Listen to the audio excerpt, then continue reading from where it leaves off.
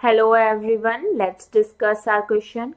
An incorrect statement with respect to SN1 and SN2. तो देखो यहाँ पर चारों ऑप्शंस जो हमारे हैं उससे रिलेटेड पहले हम एक थ्योरी पढ़ लेते हैं, ठीक है, कि SN1 और SN2 में किस तरीके की रिक्वायरमेंट होती है और क्या क्या बनता है। तो सबसे पहले हम बात करते हैं इंटरमीडिएट की। क्या होगा? इंटरमीडिएट। SN1 में जो इंटरमीडिएट होता है वो होता है कार्बोकटायन, ठीक है, जिसमें कि हमारी क्या होती है, रीअरेंजमेंट पॉसिबल होती है, ठीक है, रीअरेंजमेंट पॉसिबल है। SN2 की बात करें तो हमारा जो इंटरमीडिएट होता है वो हमारी क्या होती है, ट्रांजिशन स्टेट होती है, और ट्रांजिशन स्टेट में रीअरेंजमेंट नहीं होता। क्लियर है सबको? No rearrangement. अब जो दूसरी चीज रिक्वायर्ड होती है हमें रिएक्शन के लिए वो होती है न्यूक्लियोफाइल। क्या होती है? न्यूक्लियोफिलिक सब्स्टिट्यूशन है तो न्यूक्लियोफाइल चाहिए होगा। SN1 में हमें चाहिए होता है वीक न्यूक्लियोफाइल। SN1 के केस में वीक न्यूक्लियोफाइल फेवर करता है रिएक्शन को, और SN2 में क्या करता है, स्ट्रॉन्ग न्यूक्लियोफाइल फेवर करता है। फिर बात आती है हमारी सॉल्वेंट की, ठीक है। अगर हम सॉल्वेंट को डिस्कस करें तो जो सॉल्वेंट होगा हमारा, ध्यान से देखेंगे, SN1 में जो सॉल्वेंट होता है वो पोलर प्रोटिक होता है, ठीक है, पोलर प्रोटिक होता है। फॉर एग्जाम्पल अगर मैं लिखूं तो OH, यहाँ पर क्या है, पोलर प्रोटिक है, प्रोटॉन ये रिलीज कर सकता है, ठीक है। और अगर SN2 में हम बात करें तो ये होता है polar aprotic solvent, polar aprotic solvent. अब फिर से हम बात करते हैं एक और रिक्वायरमेंट की जो हमें चाहिए होता है, लीविंग ग्रुप एबिलिटी।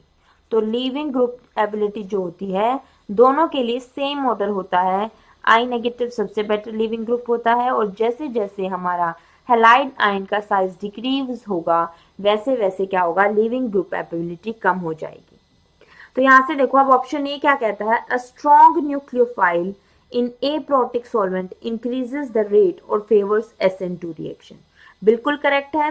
SN2 के केस में हमें क्या है, स्ट्रॉन्ग न्यूक्लियोफाइल चाहिए, और सॉल्वेंट कौन सा होता है, पोलर एप्रोटिक।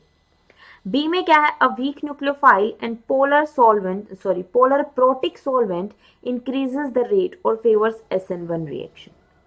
तो यहाँ पर क्या हो जाएगा, हमारा जो न्यूक्लियोफाइल है वो वीक होना चाहिए, और सॉल्वेंट जो है पोलर प्रोटिक होना चाहिए। सी है, competing reaction for an SN2 reaction is rearrangement. तो रीअरेंजमेंट क्या है, इनकरेक्ट है। SN2 में हमारा रीअरेंजमेंट नहीं होता, ये इनकरेक्ट स्टेटमेंट है, तो ये क्या हो जाएगा, करेक्ट आंसर, क्योंकि हमसे इनकरेक्ट स्टेटमेंट पूछी है। D, SN1 reactions can be catalysed by some Lewis acid. बिल्कुल ठीक है।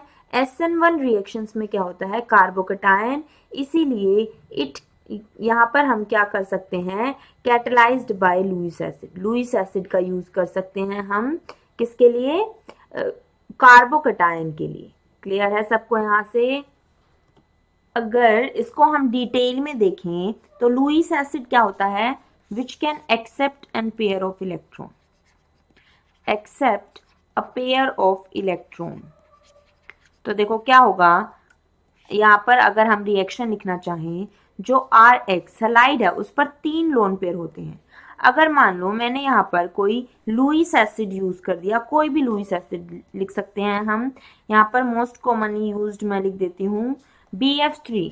BF3 में वैकेंट ऑर्बिटल होता है, ये लोन पेयर अपना इसके वैकेंट ऑर्बिटल में देगा, तो हमारे पास यहाँ पर क्या मिल जाएगा, R positive plus BF3X negative.